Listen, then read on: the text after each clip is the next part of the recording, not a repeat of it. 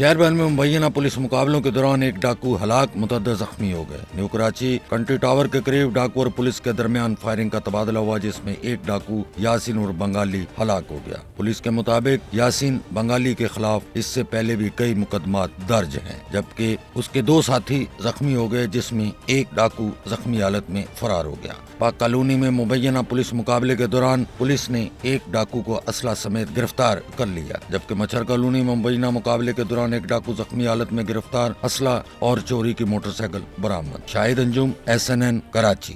Sachal news network की videos में खुशामदीद। नाजरीन, वीडियो से मुतालिक अपनी कीमती राय का इजहार कमेंट बॉक्स में ज़रूर करें और चैनल को सब्सक्राइब करें।